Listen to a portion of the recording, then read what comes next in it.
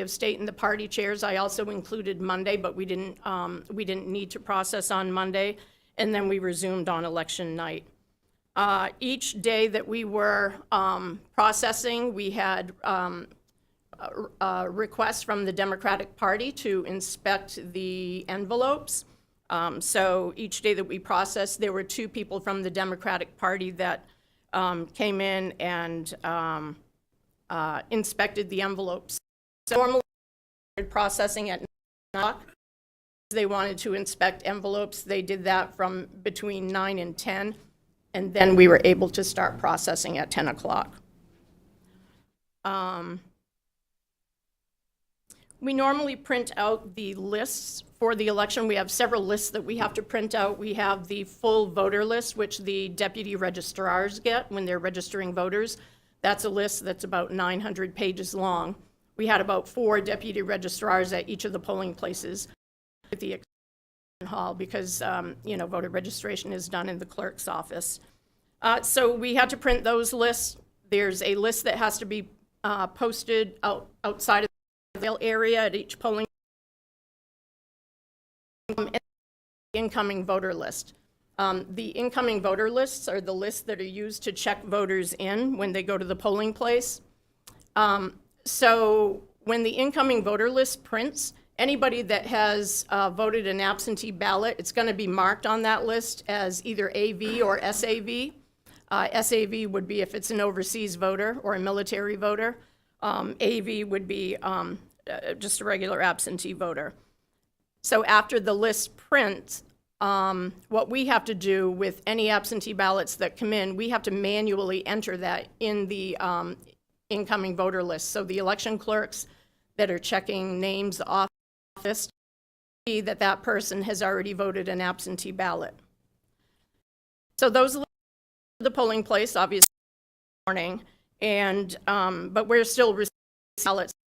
So any that come in on election day, we'll batch them by wards, and then we'll print off lists, and we have somebody that goes to each of the polling places. They will check the voter list to see if that person has already wouldn't cast their absentee ballot, because we know that they've already voted in person.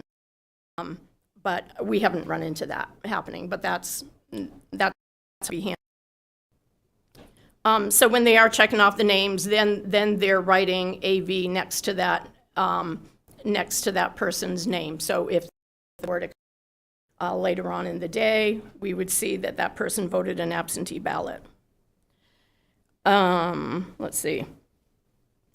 So voter turnout for this election was 57% compared to 60% turnout in 2018.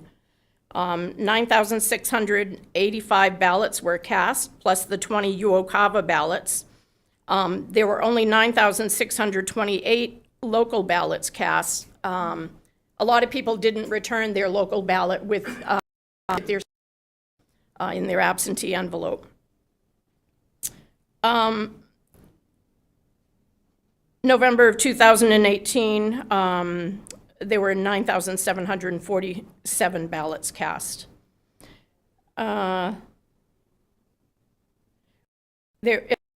Registration, we registered 511 new voters. And voter changes, that would be address changes, name changes, or maybe party changes. As you know, we had to rank the District 2 race because neither of the candidates received 50% plus 1 or more votes. So the state police came on the Thursday after the election to retrieve our memory sticks and any auxiliary ballots. Auxiliary ballots are ballots that won't go through the machine. Some machine won't read them, so they have to be hand counted at the end. So they picked up those sticks on Thursday, and we have 2 other recounts. One was conducted today, the State Senate District 20. That recount was conducted today. Last week they came and they picked, the state police came and picked up all of our state ballots. And tomorrow, the District 88 recount. And they are airing that live. If anybody wanted to tune in and watch, it's interesting, and Shenna Bellows is doing a really good job keeping everybody informed about the process and what's happening. So we do have to adhere to, such as certifying the election results, resolving all absentee ballot registration changes in CV, the voter history, which we can't begin that process until the recounts are done. Some of the things that, some of our issues, I had a difficult time staffing, where it's very hard to find Republican workers that are willing to work.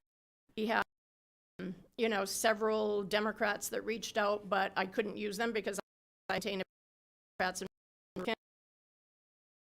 and so we did the best that we could. I did manage to get a sufficient number of wardens and ward clerks. Sometimes that can be quite a challenge too. Other issues, there were long lines at the check-in tables. There was a long line depositing ballots in Ward 2 dinner time. There were 4 machines at that polling place. They had 2 up and running.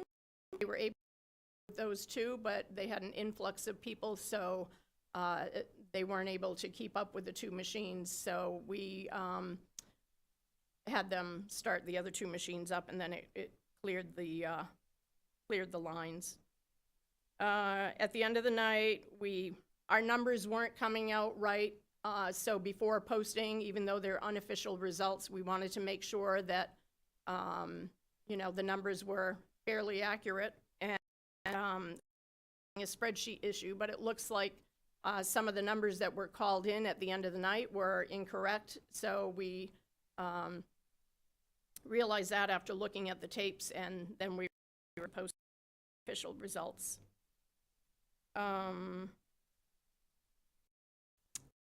That's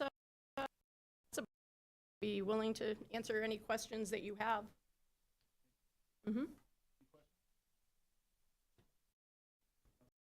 The Ward 1 and 2, where you said there was a little bit of problems near the lunchtime or dinner time, are you going to do something different next year or 2 years from now on that?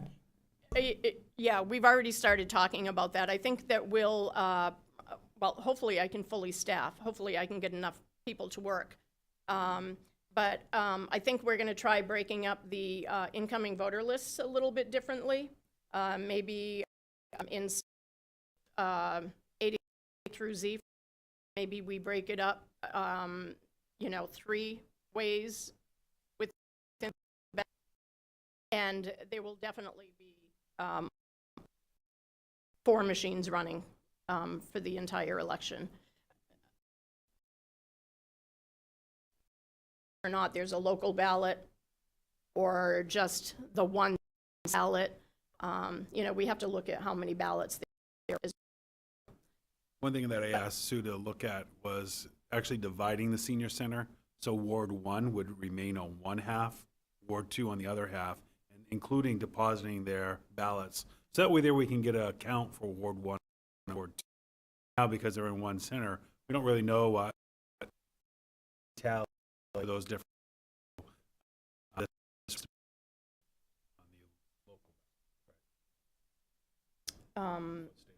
Yeah. Yep. Saw what entering and exiting, there was kind of a problem down there. Even though you had them marked very well, people still were trying to go in the other set of doors and come out the wrong set of doors. So I don't know how you could fix that, but that's another headache. If we do have a sufficient number of staff, we can have people directing voters where to go. to make the flow, more efficient. Pretty much what doing the whole time he was there, directing traffic. Oh, So when I was in line, Ward 2, A through K, that's the longest line. So there was a lot more people for K. Ward 1 was A through K. So I think Sue's breaking down that alphabet. But I think then, as Sue was saying, putting your ballot in is where the line then backed up even further because, yes, they had two machines, but one was the state, one was the local. So you're hitting one and then you go hit the other. So it's time. when there's ranked vote, we can't piggyback the local election on the state election. We have to have, all state ballots going in one machine, all local ballots going in another. Other questions? You said there was 511 day of registration? Was Yes. that right? Is that a normal number? Is that consistent? Yeah, if it were a presidential, the number would be, probably 700 or 800 during a presidential. So that's. And what do we do when someone walks in to vote and they register that day? What do we do to ensure that say they are? Well, they're supposed to provide ID. If they don't, their ballot would be challenged. They would challenged ballot. The feedback I'm getting is that voter reflection, there were very few that did not have either a piece of their option, so that process seems to have gone really well.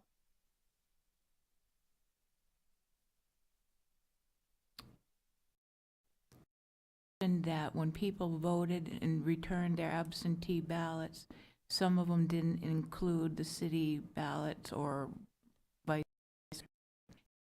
Is it notated, or how is it kept track of if somebody's done that? We kept a list who a city ballot. But it's noted that they returned the state one? Yes. Yeah. It all goes in the central voter registration system. And then the other question is, say like somebody voted absentee because they thought they were going to be away, then they felt that they're, home and they could go vote and they changed their mind and wanted it in person. Is that notated? If they've already cast their, but if they voted an absentee and they change their mind, decide that they want to vote in person, if their name isn't marked off that list as having returned their ballot, then they're okay to vote in person. And if that absentee ballot were to come back, we would see that they've already voted, so we wouldn't cast that absentee ballot. Yeah, you're welcome. Thank you. I got another question. There was a couple people that had mentioned that there's a problem between people to call and have the right to vote there or whatever way it's done, and then come back here and actually vote a second time. Is that possible to be done? In 2020, there were 2 people that voted twice. They were caught, they were prosecuted, and so is it possible? It can be. It's rare. Find out, because of the central voter registration system.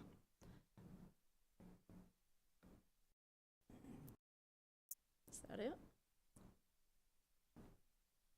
Mine's not a question. I just want to say thank you to you and your staff and all the volunteers. We appreciate everything that you guys did.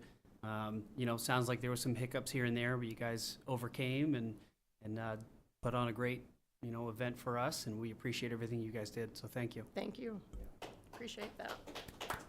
Thank you. We're very fortunate to have Sue and our volunteers that come in to work the poll. Been doing this for a long time, so that institutional knowledge when they come in is helpful. but there's usually some that are new, and so having the new would have been here for a while as well, just so we have continuity. Yep. Sue does a great job. Thank you. She's very involved at the state level, very involved even at the New England level when it comes to clerk's office and all that's being done. So we're fortunate. All right. The next item on the workshop agenda is called it the only reason, one of the reasons why I wanted this was we did not, we were meeting off-site for the retreat, so I wanted the public to know that we met. That you gave a little bit of information, where we were, the fact that we, who was in attendance, those things. So I want to make sure people knew, but also to let the public know that we have some takeaways from the retreat that we as staff will be putting together. We'll be doing our follow-up as we discussed in January. Looking for the agenda itself. We did an overview of 2022. Basically, we called it Auburn Buyers. The breakout, some of our key performance indicators, our strategic initiatives, our targets of what we hope to accomplish, where we are year on. So we shared that.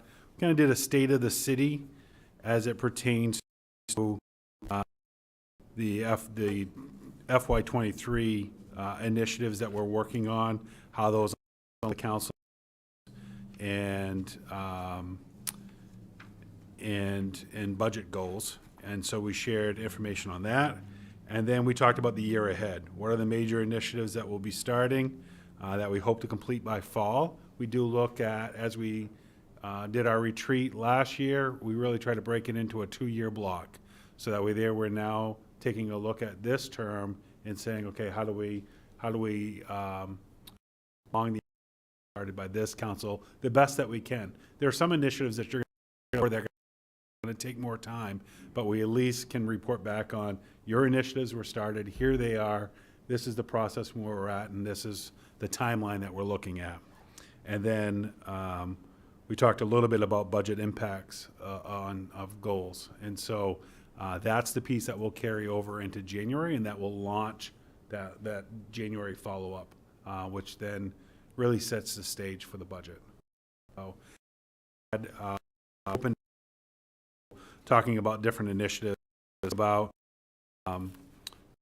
that being worked on. We also looked at the year ahead, provided you with a 6-month calendar, your meetings, some special events that are coming up, have holidays. We had talked about this before. We have a lot of January that have on them discussed in the meeting. The first meeting in January will be the first holiday because it's being recognized for New Year's Day. So that means we will meet that next Tuesday. So, I'm sorry, the next day. So we won't meet that Monday, we'll meet that Tuesday. However, from what came from the retreat is meetings that are on a school vacation week, we will be doing the following week. I think that's the feedback that we heard. So we'll do it the following Monday. So you'll see that on the council agenda, the meeting prior, because the ordinance says it'll be the Tuesday after the holiday. So we'll put it on the move following Monday. And I think that was it for the retreat. Did we talk about both? I'm sorry? Both in January, moving to the following Monday? I think we just said the school vacation week, but I'm open to hear anything else you might have. So that right now it's scheduled to be January 3rd.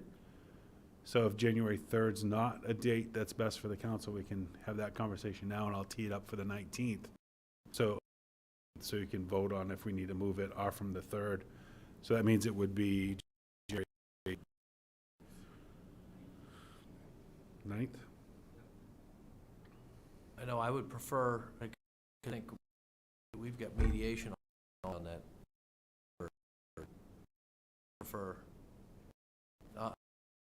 I've got a conflict as well on the 3rd. I prefer the following month. And MLK Day, I think we talked about moving that to the following Monday, so we do the 2nd and 4th, but again. Yeah, so We could do both that month and do the 2nd and 4th instead of the 1st and 3rd. Completely up to you, council. We're easy either way. It's a challenge when we don't move them both, because you'll have a light agenda one of those weeks, because we usually can't take the workshop items and tee them up for the following Monday, because they have to be in the packets really by that Wednesday. I know that my person is not allowed be in attendance. So Okay. I know it shrinks the agenda, but if we had to move from the 3rd, I'd be better off at week 2 and week 3 back to back personally. How's everyone else? Week 3, you got holiday. We wouldn't do it on the, on that Tuesday instead of the Monday, as the ordinance allows.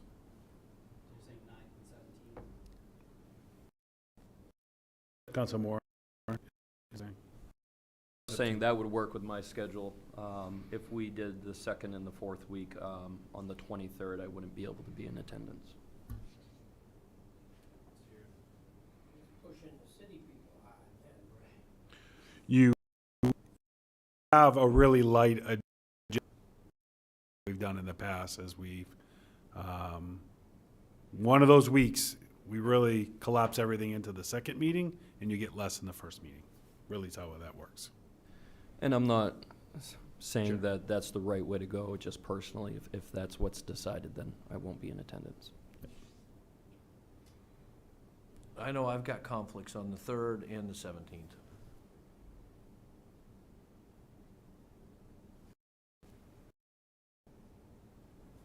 I think I'd just be in favor of doing whatever method maximizes attendance. Okay. And if we, have to change a schedule, in January, and maybe we do the 2 in, April the same way, where you do the following Monday and then the Tuesday after for the holiday one. That way Joe's good and Steve's good in January, that one. Yeah, like I said, I think there's 6 meetings. What's the holiday in February?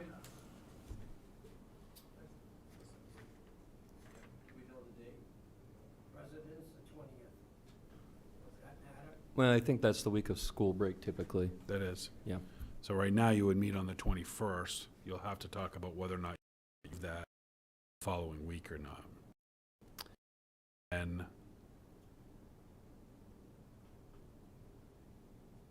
then your next canceled meeting in April.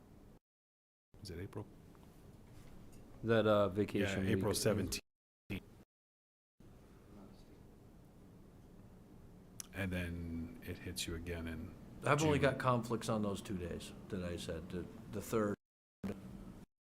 Is my only conflict. I will send out probably a poll and so there dates, and everybody's in agreement. Whatever the majority gets us the most people, we'll choose those days. And we'll do it, we'll make sure we put it out to the public well in advance of the public in your meeting. I'd like to, if it's all right, I'm gonna do all of them.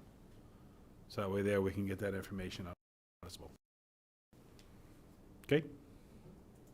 All right, we had an executive session for economic development, that's, Phil, I'm sorry.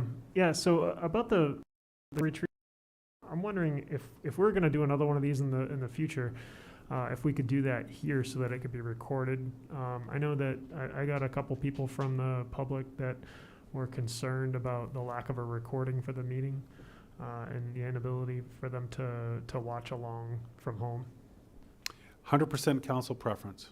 So when we gear up for that next one, the council can have that discussion, decide if you'd like to do that, if you like having the remote. That's been a preference in the past, but we did have a citizen attend, so that is an option. But I'll leave it up for the council, but I'll make sure we get it on an agenda to talk about prior to, did put tentative dates in in that schedule. So, good feedback. All right, so the executive session for economic development is canceled. We do not need to hold that meeting, but I do need to go on the schedule is the executive session for contract negotiations. So if we could have a motion for that, that would be great. Motion for the contract. Second. And all those in favor? Great. 7-0. That's executive session.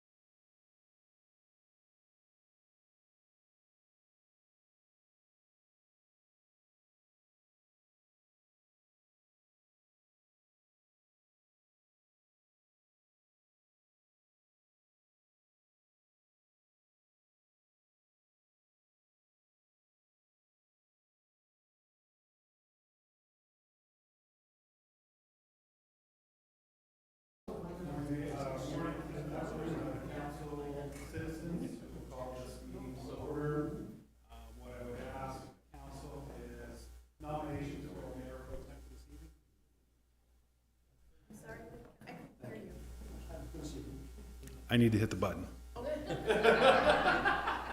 It changed tonight, so we'll give a little grace. So I'll call the meeting to order. In the absence of the mayor, I'll request councilors to nominate a mayor pro tem for this evening's meeting. Steve Miltz, please. Second.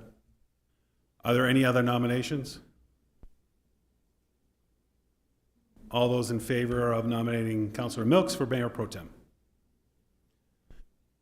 All right, Mayor Pro Tem Milks, you're in the hot seat.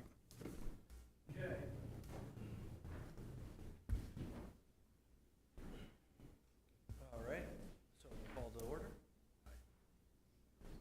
Okay, we're going to call the meeting to order and do the pledge of allegiance.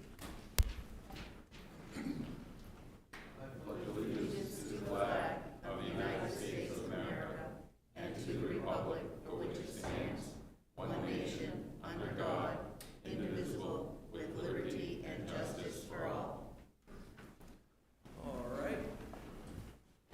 We do not have any consent items tonight. Moves us to the minutes, November 7th, the minutes of the November 7th regular council meeting. Are there any corrections? Motion to approve as presented? Second. Any other discussion? All right, all in favor? Okay. All right. All right, now we're on to communications.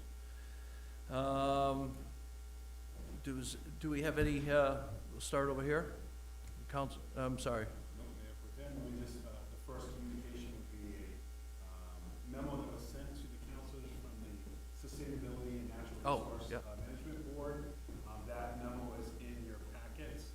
There was two questions that were asked relating to your order to the planning board with input from the Sustainability and Natural Resource Management Board to weigh in regarding the income protection, the income standards for ag zone as well as strip zone.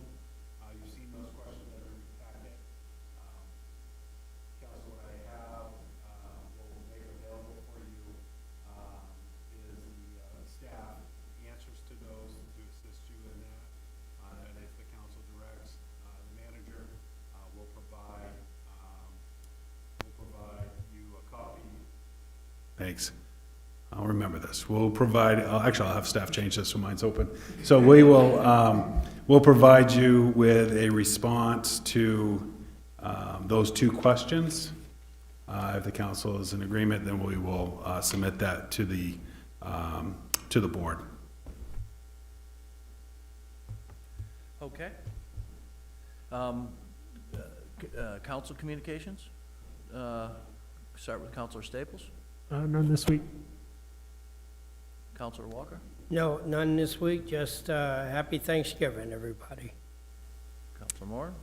Happy Thanksgiving, and I'd like to congratulate the community north of us, Turner, for their high school team winning the state championships, as well as our friends to the west in Oxford Hills for winning the state championship as well in high school football. All set, thanks. Okay. Happy Thanksgiving. Push the button. The good Counselor Walker, he forgot to mention that the Age Friendly is putting on a fantastic Thanksgiving dinner on Thanksgiving Day for anybody in the community. And it doesn't matter if you're a senior or a younger person. If you need a place to go, that'll be a place you can get a good hot family meal.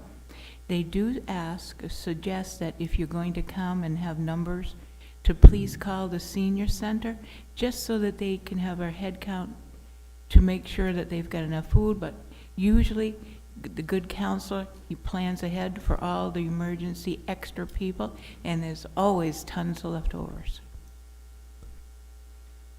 Thank you. Mr. Manager? I do have a couple items.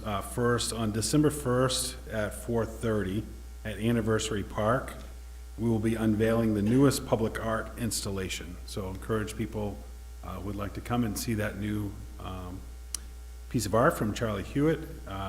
It will be unveiled on December 1st at 4:30 at Anniversary Park. We will be pushing out that information as well.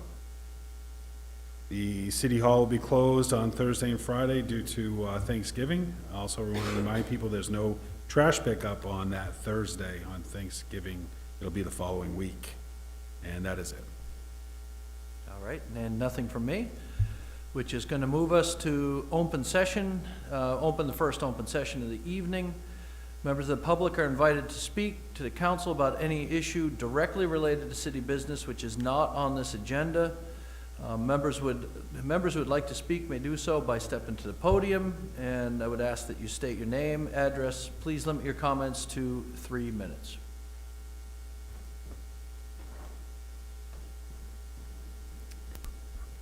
Jane Costello. I'm at 104 4th Street, and I'm here tonight as the chair of the Sustainability and Natural Resources Board. I just wanted to, I couldn't come to the meeting and not say something since you have this communication from me. I just wanted to try to explain a little bit what we were puzzling over, because as you remember, the SNRB is going to come up with some recommendations to pass on to the planning board, and then you folks will get it in March.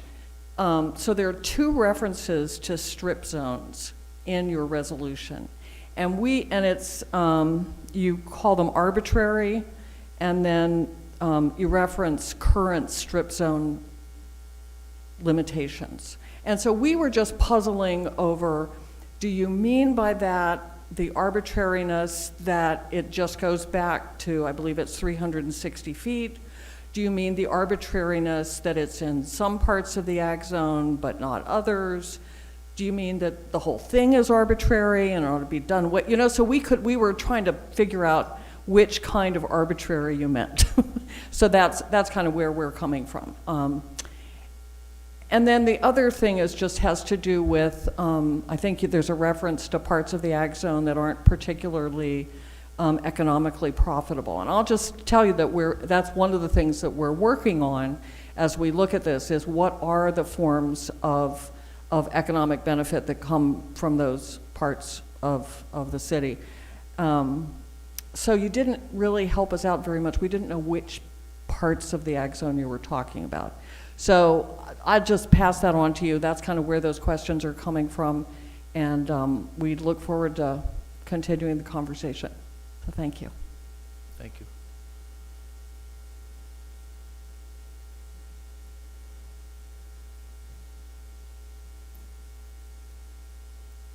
I'm Pam Rousseau, 745 West Auburn Road, and I don't think I have the right glasses on. I want to encourage the City Council to not go ahead with their efforts to, it's really like getting rid of the ag zone. Simply removing the income requirement without adding protective measures along with your attempt to increase the strip zone limitation is a recipe for disaster for farms, forests, open lands, and orchards, etc. It is already so easy to change the zone to change ag zone. For example, last week, the planning board was presented with a request with the required 25 signatures to take about 33 acres, 29 of it, ag zone and resource protection near historic Mount Guile and Andrew Drive, and change it to suburban residential. The realtor being on the planning board. The process has begun, and with the track record of most on the City Council, it will not surprise me you will gleefully accept the request. Something that needs to be changed on the charter, in my opinion. Another thing I want to have the City Council start thinking about is the peer review of the FB environmental study dated October 17th, 2022, requested by LawPAC. In regard to the Grace Lawn area, i.e. gravel pit, CEI, quote, cautions the city from discounting this area from the watershed entirely, particularly under the future development scenario. Depending on how the sand and gravel pit is restored and developed, the mounding could eliminate with the groundwater, eliminated with the groundwater flows returning to their more natural regional flow pattern, where the area could be contributed to Lake Auburn. This requires a more detailed evaluation of potential development scenarios and their impact on both localized groundwater and surface area runoff. Now, I do hope that they don't keep trying to come up with somebody who is going to agree with them, but really do follow the science, as you've been saying for about a year. And another thing to think about is the beauty of the area around Lake Auburn. It does bring people in. I am reminded of the song, "They paved paradise and put in a parking lot."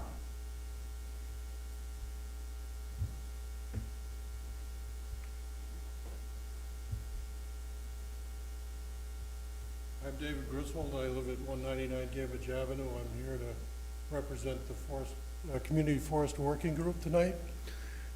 Several weeks ago, I sent a communication to the city manager suggesting that with fuel prices as high as they're going to be this winter, that the council take a look at applying some of the funds that are in the community courts account. That was established about 15 years ago at the request of Mayor Jenkins, and is part of the first street tree ordinance that was passed around that time. My sense is that over the years there hasn't been much activity. The funds from selling part of the chips and what have you from taking trees down in the city go into that account. I'm not sure what the balance is. I think the city should take a look at what portion of the balance is reasonable to spend this year and make an effort to improve the process so that people who are in need are aware of the account and can take advantage of it. Thank you.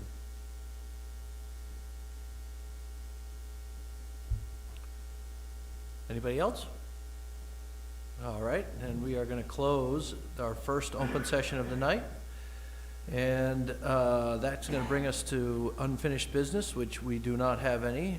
So we'll move on to new business. First is Order 15211212022, approving the reallocation of bonds to build roof protection for the Norway Savings Bank Arena, NSBA sign. Do I have a motion? So moved. Second. Okay, is that Counselor Staples, Counselor Whiting, second?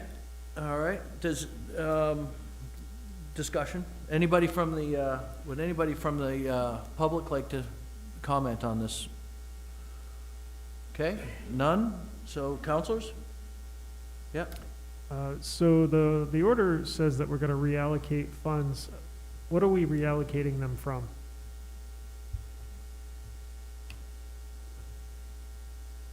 They were money that was bonded for water treatment, which we haven't, they haven't done anything with. And would like to reuse it to do the sign. Feel That's- that it's a more important at That's this for point. the tot lot? Is that for the swimming area? Is that the water treatment? Oh, I got you. And this is gonna protect the sign from being busted up, right? Yes, and it was a request, from Norway when we renegotiated with them, their contract with us. From the bank itself, you're Yes. saying? Yes. Anybody else? Yeah, really quick question. Do they have any financial impact on this as well? Or is it just us fronting? They have a contract because they have the naming rights at the arena, and so they increased their contract, but this was an ask from them because they pay for any damages that are done to the sign, and the ice and snow comes off the roof and has damaged the sign more than once, so they asked that we do this. Perfect, thank you. You want, Are we gonna do something in this to mitigate future ice and snow coming off and damaging the sign? Yeah, that's what it's all for. It's to mitigate it, not just to fix the sign. That's right. Okay, good. Gotcha. Anybody else? All in favor? All opposed? Okay, passes 7-0. All right, that gets us to number 2, Order 153-112-12022, approving the mass gathering for the New Year's Eve event to be held 12/31/2022. This is also a public hearing.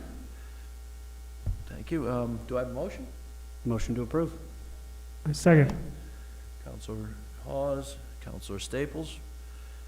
All right, from the public, and anybody have any comment from the public? And I'm just here to answer questions. do you want to, okay, I mean, this is our It's New gonna Year's be a Eve great event, event. the New Year's Eve event that we've done for the last few years. We've got bands. Yep, 3 bands, 3 food trucks. You want to give us a quick overview and let everybody know what's going on for Yeah. folks that are watching? Sure. I'm Jen Bodig, the downtown coordinator, and coordinating the New Year's Auburn event. So we have 3 bands that are playing. The mystery headliner will be revealed December 5th, so make sure you check out that. Very excited to let everyone finally know the big secret. We have 3 food trucks. We have 5 breweries, I believe, that'll be on tap as well. So it's going to be another great night. We've got fireworks at 9:45, 10 o'clock-ish. We're still hammering out the time. It's open to the public. All ages are welcome. You just have to show ID to get a bracelet to purchase alcoholic beverages. We'll also have non-alcoholic beverages there as well. So it'll be a fun night for everyone. We start at 6 o'clock. Great.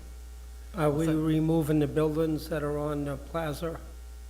No, the buildings will be there. We will be utilizing those for the breweries, and a concession stand. We have a nonprofit that'll be coming in as well. That's the Christmas. Yes, buildings, the yeah. Christmas Village, Yeah, Christmas which Village. starts next weekend, December 3rd, by the Yeah. way.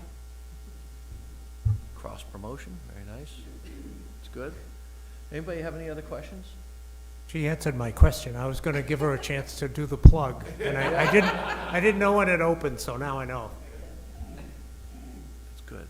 Christmas Village opens what date? The Christmas Village opens next Saturday, December 3rd at 3 o'clock. We'll have the tree lighting at 6 p.m. And of course, Santa Claus will come for that. So you want to make sure you're down in Festival Plaza around 6 o'clock. You can shop, meet Santa, tell him what you want for Christmas. Terrific. Thank you. What is going on at the Hilton? Thank you for asking that. So Friday night, December 2nd, we have the Hilton Holiday Hangout. Our friends at the Hilton Garden River Watch wanted to support our Christmas Village concept, so they have graciously donated space in their ballroom. So we are holding a event Friday the 2nd from 4 to 8. We'll have more vendors there.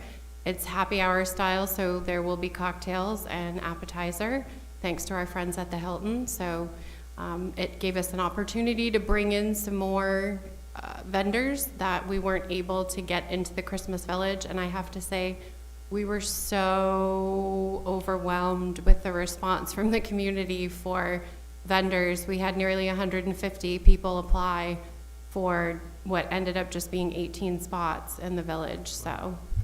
So we've got a Christmas Village bonus, Christmas Village Yes. at the Hilton is what you're Yes. saying. That's on the 2nd. That's Yep. fabulous. That's 4 to 8 on December 2nd. Yes, Friday, December 2nd, 4 to 8. Great. Anybody else have anything else they'd like to add? Okay, so we've got a motion and a second, and I'm gonna ask for votes. All in favor? Okay, that's approved, 7-0. Thank you, Jen. Okay, that moves us to next order, 154-1121-2022, approving the temporary liquor license for an incorporated civic organization for the New Year's Eve event to be held 12/31/2022, and this is also a public hearing. Do I have a motion? Motion to approve. Second. Okay, second from Mr. Staples on Mr. Walker's motion. All right, and we have Jen here to talk about that's a New Year's Eve event. It's 3 bands starting at 6 o'clock. We've got All kinds of fun things going on. All kinds of Food fun trucks, Point of Food order. trucks, Point of order. breweries. Public comment? public comment, yes. Would anyone else like to come up and shamelessly plug our New Year's Eve event? Had to give him a chance. Thank you. Okay, all right. Jen, go on. Plug away. So yeah, this is simply for us to get the state permit so that all of our brewery friends can come and serve all their delicious beer. And if it turns out like anything like the Riverwalk Blues and Brews event, you might want to come early, buy early, because they ran out a couple times. But I think they're going to be prepared for New Year's. Yeah. So, and it's probably going to be a little colder than it was in September. Yeah. So, It's been a great event, though. I think 1,500 people there last year or something like that. Yeah, yeah, we're expecting around 2,000 to 3,000 people. great. It'd be great. So anybody have any objections? All in favor? Okay, that is 7-0. Thank you, Jen. All right, that brings us to order 155-112-12022, allocating $150,000 from the American Rescue Plan Act, funding for the Neighborhood Corner Store Program. Do I have a motion? Motion to approve. Mr. Walker, a second, with Counselor on the end, Counselor Gary. I forgot for a second. I pulled it as a Biden moment. Okay, from the public, anybody have any, anything they'd like to, okay, back to the council? Glenn? Glenn, would you Mr. like to Holmes? say something? We made all the changes you asked us to. Okay.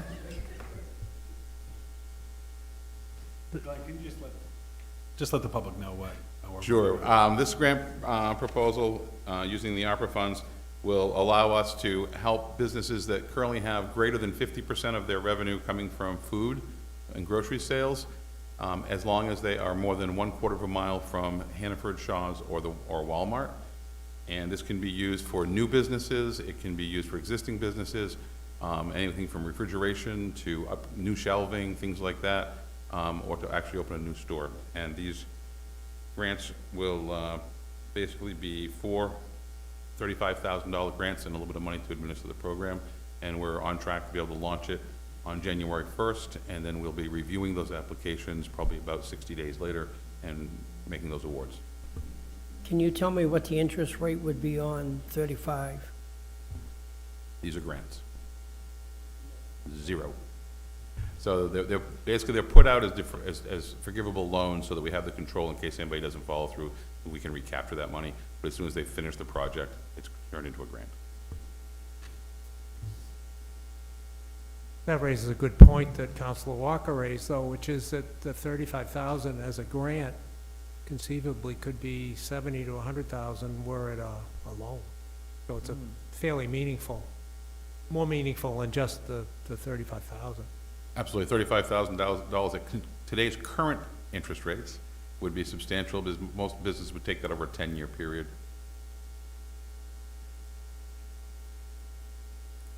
Okay, so I guess that brings us as all in favor?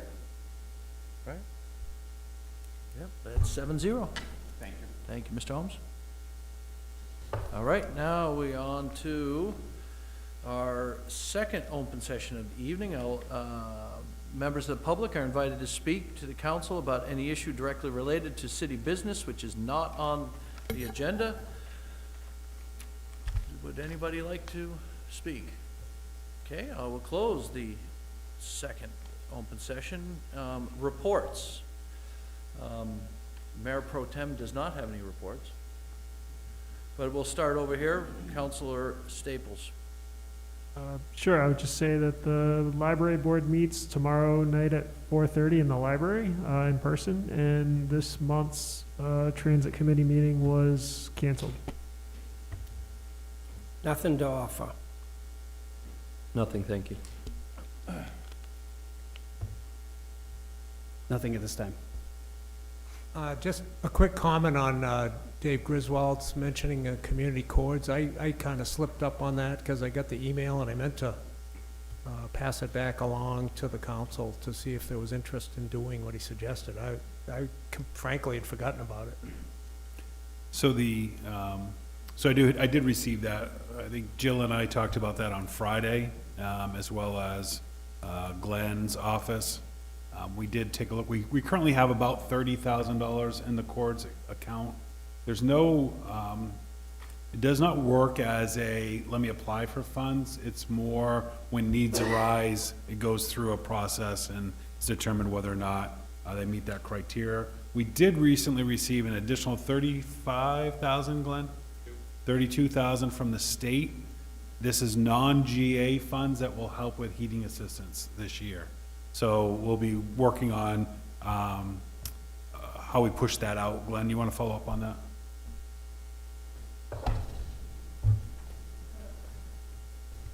So I met with Jeff Tardif, our GA administrator, and worked through some guidelines and things. So it really comes down to, it sounds like a lot of money, but the average, 100 gallons of heating oil currently, based on today's average state rate, is $571. So if you use that as the benchmark of what we would give out per person, it wouldn't go a whole long ways. It currently is done through the GA process. Jeff and I have worked on some of that, so the guidelines would probably be a little bit different. A little bit higher income levels would be acceptable. And then we're just trying to figure out, do we do it by BTUs or by gallons, or what would that part? But yeah, as far as pushing it out, we probably would not want to do a big announcement because we would literally spend the money in 3 days.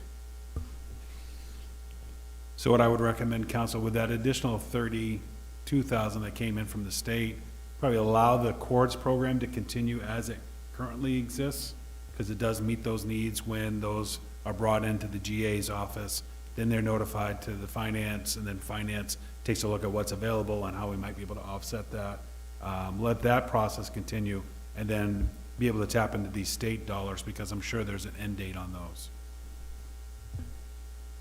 I don't believe, I think if we can, it's ours until it's gone, but at the same time, we want to, that money was really to help now. Mr. Mayor? Pro Temp? Yes, I'm sorry. I forgot I was the mayor for a minute. That goes along with old age. Yeah, right. Couple of moments today. I'd like to make a motion that we set aside matching funds for that state out of our opera money. I really believe there's gonna be people that are gonna come forward that's gonna eat that up, the CORDS money up, and if we were to match that 30,000, or we match the CORDS, I don't care which way it goes, but I'd like to make a motion that out of the opera money there, this would help a lot of people in our city. Second from Councilor Gary. Point of order, this is not on the agenda. We would need to do this through a suspension of the rules. Okay. Do we have a motion to suspend? Mr. Mayor Pro Tem, if I could, Yes. I think we could prepare this for you for the next meeting, Okay. and still be able to use those funds and present the ARPA funds for the next meeting as a match, if that's consensus. from the mayor. I would also consider that, you said it's 30,000 in matching? $30,000 would be a good match, yes. And that would give me time to put the rules together so you can see some guidelines we'd use. Yeah, I agree with Councilor Walker that that's gonna be gone in no time, so I mean, I'd consider it. Yeah, I think it's good to kick it back to Glenn, and I think my preference would be to have like a priority list so that the community courts money was used last, and maybe the state is first, and then the ARPA is second, or something like that, but there's a lot of rules to work through, so it's better to go to staff anyways. My question is this, is 100,000 gonna be enough to take care of people this winter, cause it's gonna get worse? I don't believe I can give you a fair answer to that. I mean, I think that whatever amount you put out there will probably be used depending on the guidelines we set. Okay. Thank you. So Mr. Manager will bring us back in order. We will do that, and just so council knows, we do have an internal process that takes place. It's pretty well known with tenants regarding no heat calls. There's a There's a phone tree that takes place within the city when we receive those no-heat calls, what that process is like. You know, I got an inquiry from Council Gary over the weekend regarding one. So there is a process that we go through. So, but Glenn will outline just that selection process for those funds. But we'll tee that up for December 5th. Okay. Excellent. So then we have, that's it for the reports. Mr. Manager? Nothing further. All right. Ms. Eastman?